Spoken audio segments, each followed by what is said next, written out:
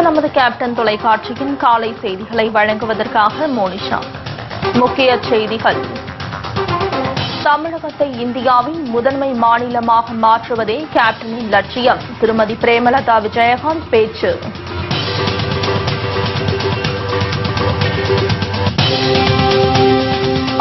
ஆண்டு கால திமுக அதிமுக ஆட்சியில் தமிழகத்தின் வாழ்வாதார பிரச்சினைக்கு எவ்வித தீர்வும் காணப்படவில்லை. திருமதி பிரேமலதா விஜயகாந்த் குற்றச்சாட்டு.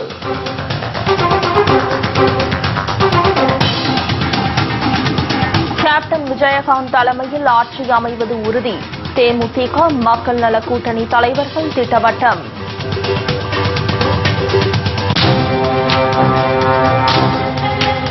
நாடாளுமன்ற பட்ஜெட் கூட்டத்தொடரை ஒத்திவைக்க குடியரசுத் தலைவருக்கு மத்திய அரசு பரிந்துரை.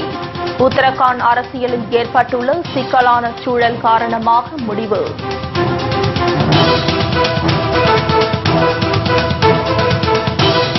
தீவிரவாதிகள் தாக்குதலுக்கு உள்ளான பிரசல்ஸ் நகருக்கு பிரதமர் நரேந்திர மோடி பயணம். வரலாறு காணாத பாதுகாப்பு.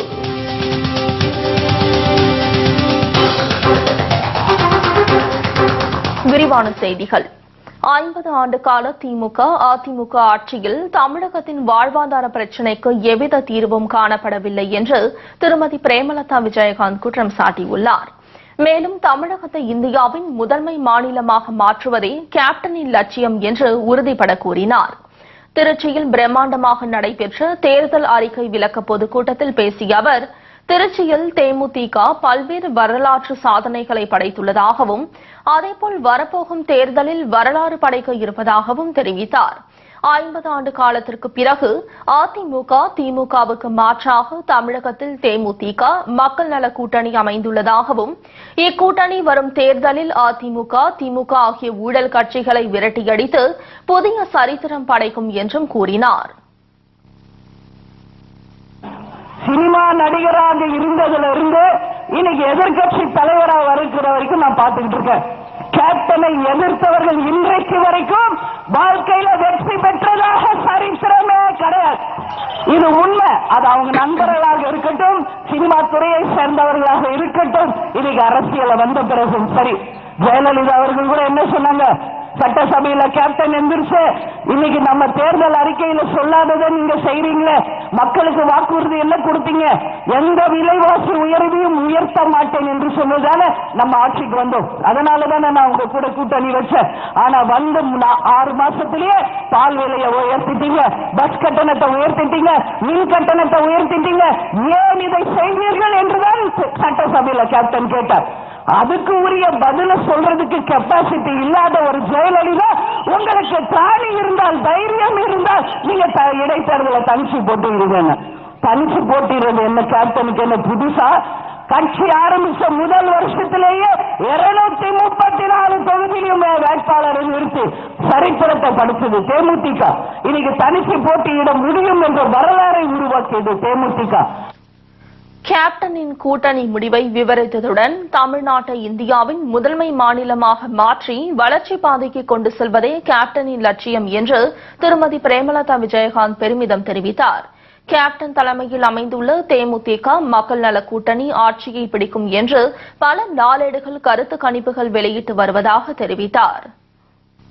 இன்னைக்கு NDTV-யுடைய கருத்து கணிப்புகள், மாலை முரசுடைய கருத்து கணிப்புகள், டைம்ஸ் ஆஃப் இந்தியால இன்னைக்கு விஜயகாந்த் ஃபேக்டர் என்கின்ற ஒரு மிகப்பெரிய ஆர்டிகல் எல்லாமே மக்கள் நல கூட்டணி மாபெரும் அமோகமாக வெற்றி பெற்று ஆட்சியை அமைக்க போகும் கூட்டணி என்று இன்னைக்கு அத்தனை கருத்து கணிப்புகளும் வந்து கொண்டிருக்கிறது.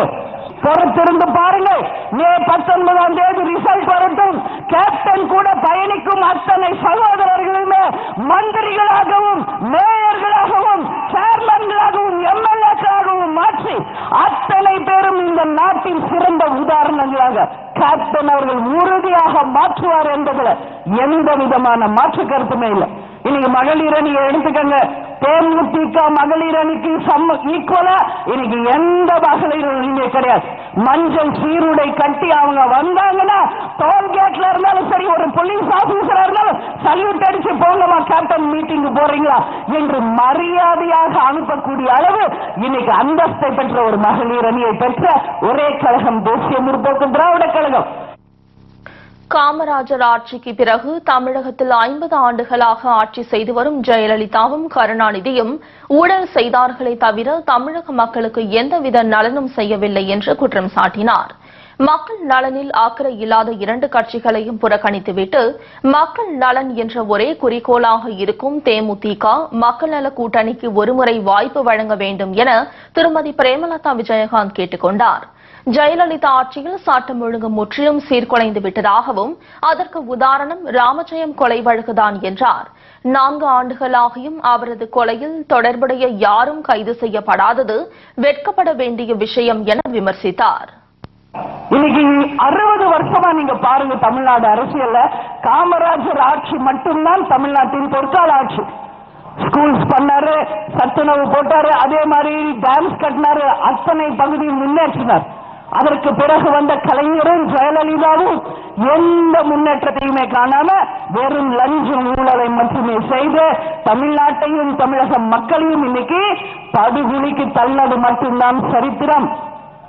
புரட்சி தலைவர் எம்ஜிஆர் இன்னைக்கு மட்டும் மனசுல இருக்கார். ஏன்னா அவர் ஒரு நல்லது பண்ணார். அவங்க 2 பேரை தவிர கலைஞர் அவர்களும் சரி, ஜெயலலிதா அவர்களும் சரி, ஒட்டுமொத்தமாக லஞ்ச ஊழலுக்கு வழிவகுத்தார்களே ஒழிய தமிழ்நாட்டுக்குரிய எந்த விதமான பலன்களையும் செய்யல என்பது எல்லா மக்களுக்கும் தெரியும். இந்த 2 கட்சிகளுக்கும் மாறி மாறி மாறி ஓட்டு போட்டது போதும். லஞ்சம் ஊழலுக்கு அப்பாற்பட்ட இந்த தமிழ்நாட்டை முன்னேற்றியே தீர வேண்டும் என்ற உறுதியோடு அத்தனை மக்களுமே இங்கு நல்ல தீர்ப்பை இந்த தேர்தலில் வழங்கணும் சொல்லி எல்லாருமே பார்த்து இந்த நேரத்தில் நான் கேட்டுக்கிறேன். அதிமுக ஆட்சியில் விவசாயிகள் வஞ்சிக்கப்பட்டு விட்டதாக புகார் தெரிவித்து திருமதி பிரேமலதா விஜயகாந்த் காவிரி முல்லை பெரியாறு அணை பிரச்சினையில் சுமூகமான பேச்சு நடத்தி தண்ணீர் பெற்று தராததால் விவசாயம் கேள்விக்குறியாகி உள்ளதாக வேதனை தெரிவித்தார். தமிழகத்தில் நிலவும் வேலையில்லா திண்டாட்டத்திற்கு அதிமுக திமுகவே காரணம் என குற்றம் சாட்டினார். மேலும் ஜெயலலிதா அரசால் தெருவுக்கு தெரு திறந்து வைக்கப்பட்டுள்ள டாஸ்மாக் கடைகளால் தமிழக மக்கள் சீரழிந்து வருவது குறித்து விவரித்தார். திருச்சி மாவட்ட செயலாளர்கள் செந்தில்குமார் எம்எல்ஏ, விஜயராஜ் மற்றும் நடராஜ் தலைமையில் நடைபெற்ற பொதுக்கூட்டத்தில் கேப்டன் விஜயகாந்த் அணியில் இடம்பெற்றுள்ள மக்கள் நல கூட்டணி முன்னணி நிர்வாகிகள், மகளிர் அணியினர், கழக தொண்டர்கள் மற்றும் பல்லாயிரக்கணக்கான பொதுமக்கள் கலந்து கொண்டனர். இதனிடையே திண்டுக்கல்லில் இன்று மாலை நடைபெறும் தேர்தல் அறிக்கை விளக்க பொதுக்கூட்டத்தில் திருமதி பிரேமலதா விஜயகாந்த் கலந்து கொண்டு சிறப்புரையாற்ற உள்ளார்.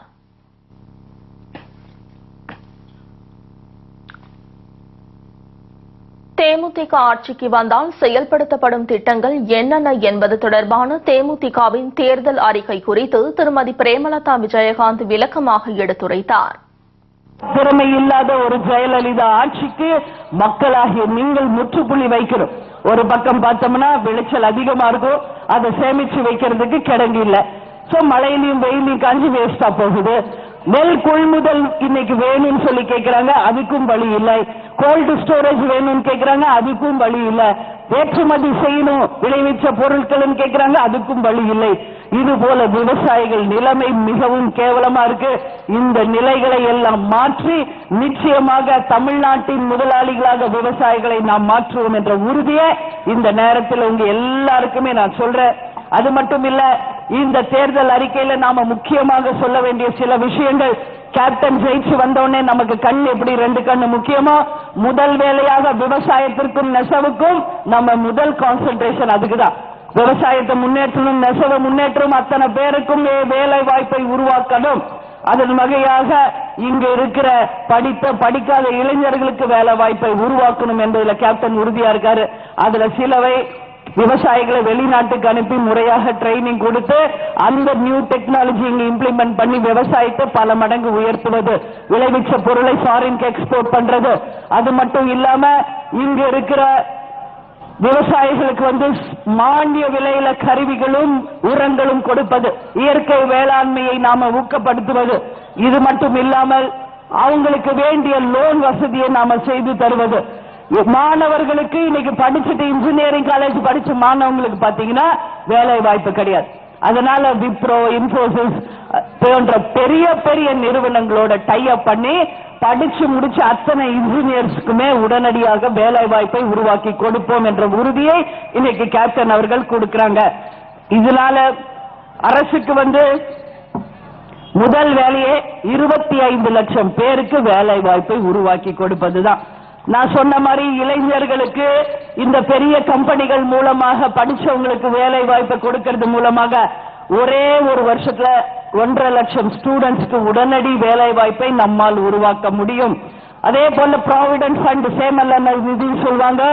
இன்னைக்கு அரசு ஊழியர்களாக பணியாற்றுபவர்கள், ஓய்வு பெற்றவர்கள், ஓய்வு பெற்று இறந்தவர்கள் யாராக இருந்தாலுமே அந்த ப்ராவிடன்ட் ஃபண்ட், அதாவது இப்ப 6000 ரூபாய் நீங்க சம்பாதிக்கிறீங்கன்னா 60 ரூபாய் மாசம் சேமிச்சு வச்சா போதும். நீங்க ஒர்க் பண்ற அந்த கம்பெனி உங்களுக்கு 240 ரூபாய் போடும். கவர்மெண்ட் உங்களுக்கு 300 ரூபாய் போடும். டோட்டலா ஒரு மாசத்துக்கு 600 ரூபாய் ப்ராவிடன்ட் ஃபண்ட்ல ஒவ்வொரு அரசு ஊழியருக்கும் நாங்கள் உருவாக்குவோம். இது 20,000 ரூபாய் சம்பாதிக்கிறவங்க வரைக்கும் இது தகுதி பெற்றதாக இருக்கும். நீங்க வேலை முடிச்சு போகும்போது மிகப்பெரிய ஒரு அமௌண்ட் நீங்க எடுத்துக்கலாம். இல்ல இடைப்பட்ட காலத்துல பொண்ணுக்கு கல்யாணம், வீடு கட்டணும் அப்படின்னா அதை கேன்சல் பண்ணியும் அந்த மணியை நீங்க எடுத்துக்கலாம். இதன் மூலமாக 1.5 கோடி பேர் தமிழ்நாட்டில் நிச்சயமாக பலன் பெறுவார்கள் என்ற உறுதியை தேர்தல் வாக்குறுதியாக உங்க முன்னாடி நான் வைக்கிறேன். மாற்றுத்திறனாளிகளுக்கு 3 சக்கர சைக்கிள் கொடுத்த முதல் தலைவர் கேப்டன். இன்றைக்கு 3 சக்கர ஸ்கூட்டியும் கொடுத்தவர் கேப்டன் தான். அதனால மாற்றுத்திறனாளிகளுக்கு 3 லட்சம் பேருக்கு உடனடியாக 3 சக்கர ஸ்கூட்டி வண்டிகள் எல்லா பகுதியில் இருப்பவங்களுக்கும் தரப்படும் என்ற உறுதியை இந்த நேரத்தில் சொல்றேன். வங்கிகள்ல கடன் பெற்ற மாணவர்கள் இன்னைக்கு கடனை அடைக்க முடியல, வேலை இல்லாதனால. இன்னைக்கு கூட நான் பார்த்தேன், கம்பம் தேனி பக்கத்துல கஞ்சா கடத்தி ஒரு 4 ஸ்டூடெண்ட்ஸ் இன்னைக்கு பிடிபட்டிருக்காங்க. எல்லாம் இப்படி தலையை குனிஞ்சிட்டு போறோம். பார்க்கவே அவ்வளவு வேதனையா இருந்துச்சு. என்னன்னு கேட்டா எல்லாமே இன்ஜினியர் படிச்சுட்டு டிகிரி முடிச்சுட்டு வேலை இல்லாத ஸ்டூடெண்ட்ஸ். ஏன் இப்படி பண்ணீங்கன்னு சொன்னா வேலை இல்ல, வேற என்ன செய்யறதுன்னு தெரியாதனால இந்த மாதிரி ஒரு தொழில நாங்க போய் மாட்டிக்கிட்டோன்னு அழுகிறாங்க. இந்த நிலைமைக்கெல்லாம் யார் காரணம்? இங்க ஆட்சியை சரியா நிர்வாகம் செய்யாத அதிமுகவும் திமுகவும் தான் இதுக்கு முழு பொறுப்பே தவிர இதற்கு வேற யாரையுமே நாம குற்றம் சொல்லவே முடியாது. விவசாயத்தை முன்னேற்ற தமிழக நதிகள் உடனடியாக இணைக்கப்படும் என்ற உறுதியை, கேப்டனின் கனவு லட்சியமான அந்த திட்டத்தை முதல் வேலையாக நாம செய்வோம் என்ற உறுதியாக உங்க முன்னாடி நான் சொல்றேன். எப்படி நதிகளை இணைக்க முடியும், இது சாத்தியமா அப்படின்னு உடனே கொஸ்டின் கேட்பாங்க. யாரு? எதிர்கட்சிக்காரர்களும் நமக்கு பிடிக்காதவங்க. உங்களால முடியலன்னா நீங்க போங்க. அதிமுகவும் திமுகவும் எதுவுமே செய்யல. ஆனால் பொறுத்திருந்து பாருங்கள். முடியும் என்று சொல்வதுதான் கேப்டனுடைய வார்த்தை, முடியாது என்று சொல்வது முட்டாள்கள் வார்த்தை என்பதை நிரூபிப்பார்.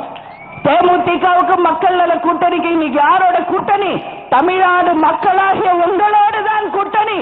நிச்சயமாக இந்தியா அளவில் கனெக்ட் பண்றாங்களோ இல்லையோ, தமிழக நதிகளை உடனடியாக அத்தனை நதிகளையும் இணைச்சு ஏரி, குளம், குட்டை எல்லா இடத்திலும் நீர் நிலைகளை உயர்த்தி விவசாயம், தொழில், குடிதண்ணீருக்கு எந்த பிரச்சனையும் இல்லாமல் இந்த நிலையை உருவாக்குவோம் என்ற வாக்குறுதியை உங்களுக்கு நான் சொல்றேன். வரும் சட்டமன்ற தேர்தலில் கேப்டன் விஜயகாந்த் தலைமையில் ஆட்சி அமையும் என்று தேமுதிக மக்கள் நல கூட்டணி தலைவர்கள் உறுதிபட தெரிவித்துள்ளனர். தேமுதிக மக்கள் நல கூட்டணி தலைவர்கள் பங்கேற்ற மாபெரும் பொதுக்கூட்டம் தூத்துக்குடி மாவட்டம் கோவில்பட்டியில் நடைபெற்றது. கூட்டத்தில் மக்கள் நல கூட்டணி ஒருங்கிணைப்பாளர் வைகோ, திருமாவளவன், ஜி. ராமகிருஷ்ணன், முத்தரசன், நல்லகண்ணு மற்றும் தேமுதிக சார்பில் அக்கட்சியின் இளைஞர் அணி செயலாளர் LK சுதீஷ், கொள்கை பரப்பு செயலாளர் VC சந்திரகுமார் உள்ளிட்டோர் கலந்து கொண்டனர். கூட்டத்தில் பேசிய வைகோ, தமிழக முதலமைச்சராக கேப்டன் விஜயகாந்த் பதவி ஏற்பது உறுதி என தெரிவித்தார். முற்போக்கு திராவிட கழக மக்கள் நல கூட்டணியை வெற்றி பெற செய்து எவராலும் 1000 கோடி என எத்தனை கோடி கொடுத்தாலும் இவை நப்துவாய் என எதிரிகள் கோடி இட்டழைத்தாலும் தொடேன் என்று தன் நேர்மையை நிலைநாட்டிய என் ஆர்வீர் சகோதரர் விஜயகாந்த் முதலமைச்சராவார். நன்றி. கூட்டத்தில் பேசிய தேமுதிக இளைஞர் அணி செயலாளர் LK சுதீஷ், தேமுதிக மக்கள் நல கூட்டணி வெற்றி கூட்டணி என்றார். வரும் சட்டமன்ற தேர்தலில் கேப்டன் விஜயகாந்த் தலைமையில் ஆட்சி அமையும் என்று உறுதிபட தெரிவித்தார். தேமுதிக மக்கள் நல கூட்டணி ஆட்சிக்கு வந்தால் மக்களின் வாழ்க்கை தரம் உயர்த்தப்படும் என்று தெரிவித்த அவர், இலவசங்களுக்காக மக்களை கையேந்து விடமாட்டோம் என்று தெரிவித்தார். மேலும் இந்தியாவிலேயே தலைசிறந்த மாநிலமாக தமிழ்நாடு மாற்றப்படும் என்று கூறிய அவர், அனைத்து கிராமங்களிலும் இலவசமாக வைஃபை வசதி வழங்கப்படும் என்றார். முதல்வர் தமிழ்நாட்டு அடுத்த முதல்வர் கேப்டன் தான் வரணும். சென்னையில ஜார்ஜ் கோட்டையில நம்முடைய தேசிய கொடி உங்கள் முன்னாடி மக்கள் முன்னாடி நம்முடைய கேப்டன் கண்டிப்பாக கொடியேற்றுவார். அன்னைக்கு இலவசங்கள் வேண்டாம் நமக்கு. நீங்க என்ன பிச்சையா போறீங்க? எங்களுக்கு வெறும் 10 ரூபாய் டிக்கெட்டை கொடுத்துட்டு வீட்டுல இருக்கிற பிரிட்ஜ் அண்டா குண்டா எல்லாம் திருட்டு போறீங்களே, நீங்க என்ன பிச்சையா போறீங்க? ஆனால் எங்களுடைய தேசிய முற்போக்கு திராவிட கழகம் மக்கள் அணி கூட்டி வந்தா கண்டிப்பாக உங்களை நாங்கள் மேல தூக்குவோம், பிச்செடுக்க மாட்டோம். இதுதான் எங்க கூட்டணி. இந்தியாவில் சிறந்த மாநிலமாக நம்ம தமிழ்நாடு கண்டிப்பாக வரும். பின்னர் பேசிய திருமாவளவன், கேப்டன் விஜயகாந்த் அணி வரும் சட்டமன்ற தேர்தலில் அனைத்து தொகுதிகளிலும் வெற்றி பெற்று ஆட்சி அமைப்பது உறுதி என தெரிவித்தார். அவரை தொடர்ந்து பேசிய முத்தரசன், தமிழகத்தில் திமுக அதிமுகவிற்கு மாற்றாக தேமுதிக மக்கள் நல கூட்டணி ஆட்சி அமைக்கும் என்று தெரிவித்தார். முன்னதாக நெல்லை மாவட்டம் சங்கரன் கோவிலில் நடைபெற்ற தேமுதிக மக்கள் நல கூட்டணி தேர்தல் பிரச்சார கூட்டத்தில் அதன் தலைவர்கள் கலந்து கொண்டனர். தேமுதிக சார்பில் கொள்கை பரப்பு செயலாளர் சந்திரகுமார் கலந்து கொண்டார். அப்போது பேசிய வைகோ, அதிமுக திமுக ஆகிய கட்சிகள் பணத்தை மட்டுமே நம்பியுள்ளதாக தெரிவித்தார். ஜெயலலிதா பங்களாவிற்கு 10 கண்டெய்னர்களில் பணம் கொண்டு செல்லப்பட்டதாக புகார் தெரிவித்த அவர், காவல்துறையினர் ஜெயலலிதாவின் கைகூலியாக செயல்பட்டு வருவதாகவும் குற்றம் சாட்டினார். அவரை தொடர்ந்து பேசிய தேமுதிக கொள்கை பரப்பு செயலாளர் சந்திரகுமார், கடந்த 50 ஆண்டுகளில் எந்த ஆட்சியிலும் மக்களுக்கு தேவையான திட்டங்கள் நிறைவேற்றப்படவில்லை என்று குற்றம் சாட்டினார். அதிமுக ஆட்சியில செயல்படுத்திய திட்டம் எதுவாக இருந்தாலும் திமுக ஆட்சிக்கு வந்தால் மூடு விழா. திமுக ஆட்சியில செயல்படுத்திய திட்டம் எதுவாக இருந்தாலும் அதிமுக ஆட்சியில மூடு விழா. இப்படி ஒட்டுமொத்தமாக தமிழக மக்களை ஏமாற்றுகின்ற ஒரு ஆட்சி தமிழகத்திலே இருக்கிறது. இதைத்தான் சொல்கிறது மக்கள் நல கூட்டணியும் தேசிய முற்போக்கு திராவிட கழகமும். தமிழ்நாட்டிலே இருந்து ஜெயலலிதாவுடைய ஆட்சியை கீழே இறக்க வேண்டும். தமிழ்நாட்டிலே ஜெயலலிதா ஆட்சியை கீழே இறக்க வேண்டும் என்று சொன்னால் என் தலைவன் புரட்சி கலைஞர் கேப்டன் அவர்கள் மக்கள் நல கூட்டணியோடு தமிழகத்தினுடைய ஆட்சி பொறுப்பை ஏற்க வேண்டும். தமிழகத்தில் உள்ள 20 சுங்கச்சாவடிகளில் வரும் 1ஆம் தேதி முதல் கட்டண உயர்வு அமல்.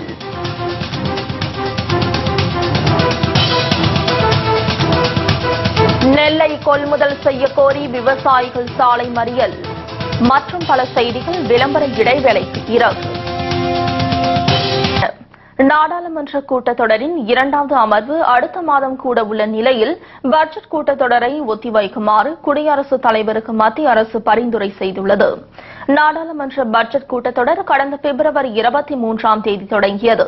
பட்ஜெட் கூட்டத்தொடரின் முதல் அமர்வு பிப்ரவரி 23ஆம் தேதி தொடங்கி மார்ச் 16ஆம் தேதி வரையில் நடைபெற்றது. தொடரின் 2வது அமர்வு ஏப்ரல் 25ஆம் தேதி முதல் மே 13 வரையில் நடைபெறும் என்று தெரிவிக்கப்பட்டுள்ளது. இந்நிலையில் பட்ஜெட் கூட்டத்தொடரின் 2வது அமர்வை ஒத்திவைக்குமாறு மத்திய அரசு குடியரசுத் தலைவருக்கு பரிந்துரை செய்துள்ளது.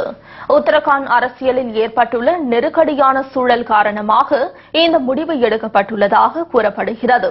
கூட்டத்தொடரை குடியரசுத் தலைவர் பிரணாப் முகர்ஜி ஒத்திவைத்த பிறகு புதிய தொடர் குறித்து பின்னர் அறிவிக்கப்படும் என்று தெரிவிக்கப்பட்டுள்ளது. பெல்ஜியம், அமெரிக்கா உள்ளிட்ட நாடுகளுக்கு அரசுமுறை பயணமாக பிரதமர் நரேந்திர மோடி புறப்பட்டு சென்றார். டெல்லியில் இருந்து தனி விமானம் மூலம் நேற்று இரவு புறப்பட்டு சென்ற பிரதமர் மோடி முதல் கட்டமாக பெல்ஜியத்தில் குண்டுவெடிப்பு நடந்த பிரசல்ஸ் நகருக்கு செல்கிறார். பிரசல்ஸ் நகரில் இன்று நடைபெறும் இந்திய ஐரோப்பிய யூனியன் உச்சி மாநாட்டில் பிரதமர் மோடி கலந்து கொள்கிறார். பின்னர் அந்நாட்டு பிரதமர் சார்லஸ் மைக்கேல் மற்றும் உயர் பிரதிநிதிகளுடன் அவர் பேச்சுவார்த்தை நடத்துகிறார். மோடியின் பிரசல்ஸ் பயணத்தையொட்டி வரலாறு காணாத பாதுகாப்பு ஏற்பாடுகள் செய்யப்பட்டுள்ளது. அந்நாட்டு போலீசாருடன் ராணுவமும் பாதுகாப்பு பணியில் ஈடுபடுத்தப்பட்டுள்ளது. பின்னர் அங்கிருந்து அமெரிக்காவுக்கு செல்லும் பிரதமர் மோடி மார்ச் 31 மற்றும் ஏப்ரல் 1 ஆகிய தேதிகளில் நடைபெறும் அணுசக்தி பாதுகாப்பு உச்சி மாநாட்டில் கலந்து கொள்கிறார். அமெரிக்க பயணத்தின் போது பிரதமர் மோடி பாகிஸ்தான் பிரதமர் நவாஸ் ஷெரீப்பை வாஷிங்டனில் சந்தித்து பேச வாய்ப்பு உள்ளதாக கூறப்படுகிறது. பின்னர் தனது அமெரிக்க பயணத்தை முடித்துக் கொண்டு 2 நாட்கள் பயணமாக பிரதமர் மோடி சவுதி அரேபியா செல்ல உள்ளார்.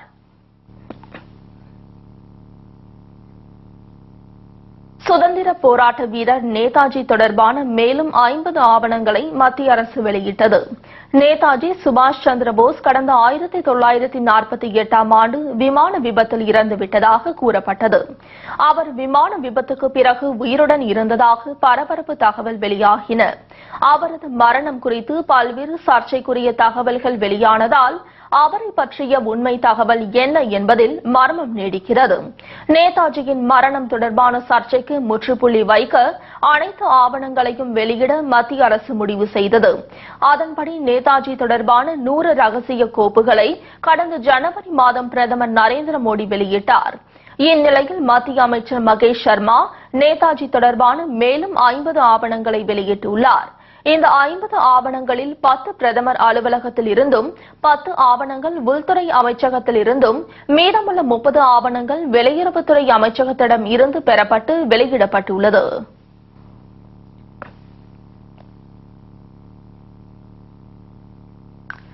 தமிழகத்தில் உள்ள 20 சுங்கச்சாவடிகளில் வரும் ஏப்ரல் 1ஆம் தேதி முதல் கட்டண உயர்வு அமலுக்கு வருகிறது. தமிழகத்தில் 43 தேசிய நெடுஞ்சாலைகள் உள்ளது. ஆண்டுதோறும் சுங்க கட்டணத்தை உயர்த்த சுங்க வசூலிப்பு நிறுவனங்களுக்கு மத்திய அரசு அனுமதி வழங்கியுள்ளது. அதன்படி கடந்த 2015ஆம் ஆண்டு செப்டம்பர் பல சுங்கச்சாவடிகளில் கட்டண உயர்வு அமலுக்கு வந்தது. இதைத் தொடர்ந்து ஏப்ரல் 1ஆம் தேதி முதல் தமிழகத்தில் உள்ள கிருஷ்ணகிரி, புதுக்கோட்டை உள்ளிட்ட 20 சுங்கச்சாவடிகளில் கட்டண உயர்வு அமலுக்கு வரவுள்ளது.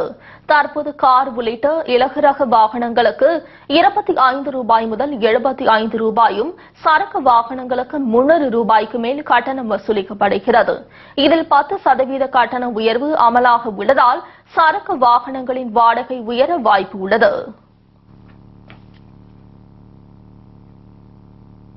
திருவையாறு அருகே நெல்லை கொள்முதல் செய்யக்கோரி விவசாயிகள் சாலை மறியலில் ஈடுபட்டனர்.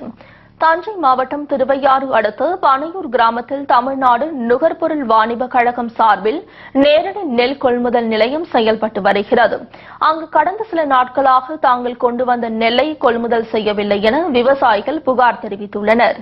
இதனால் சுமார் 2000 மூட்டைகள் கொள்முதல் நிலையத்திலேயே அடுக்கி வைக்கப்பட்டுள்ளதாக கூறப்படுகிறது.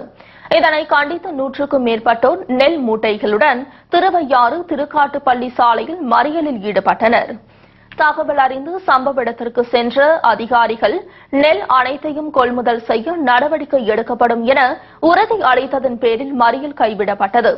மறியலால் அப்பகுதியில் சுமார் 1 மணி நேரம் போக்குவரத்து பாதிக்கப்பட்டது.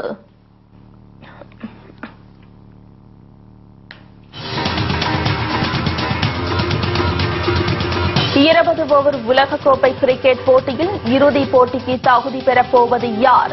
முதல் அரை இறுதியில் நியூசிலாந்து, இங்கிலாந்து அணிகள் இன்று பல பரீட்சை. விவரம் இடைவேளைக்கு பிறகு. தொடர்கின்றன. 20 ஓவர் உலகக்கோப்பை கிரிக்கெட் போட்டியில் இன்று நடைபெறும் முதல் அரையிறுதி ஆட்டத்தில் நியூசிலாந்து, இங்கிலாந்து அணிகள் பல பரீட்சை நடத்துகின்றன. உலகக்கோப்பை 20 ஓவர் கிரிக்கெட் தொடர் இறுதி கட்டத்தை எட்டியுள்ளது. இந்தியா, மேற்கிந்திய தீவுகள், நியூசிலாந்து, இங்கிலாந்து ஆகிய அணிகள் அரையிறுதி சுற்றுக்கு தகுதி பெற்றுள்ளது. இதனிடையே டெல்லியில் இன்று நடைபெறவுள்ள முதல் அரையிறுதிப் போட்டியில் நியூசிலாந்து அணி இங்கிலாந்து அணியை எதிர்கொள்கிறது. 2 அணிகளும் சம பலத்துடன் உள்ளதால் ஆட்டத்தில் விறுவிறுப்புக்கு பஞ்சம் இருக்காது என்பதில் சந்தேகமில்லை. ஆட்டம் இரவு 7 மணிக்கு தொடங்குகிறது. இதனிடையே மும்பையில் உள்ள வான்கடை மைதானத்தில் நாளை நடைபெறும் 2வது அரையிறுதி ஆட்டத்தில் இந்தியா, மேற்கிந்திய தீவுகள் அணிகள் பல பரீட்சை நடத்துகின்றன.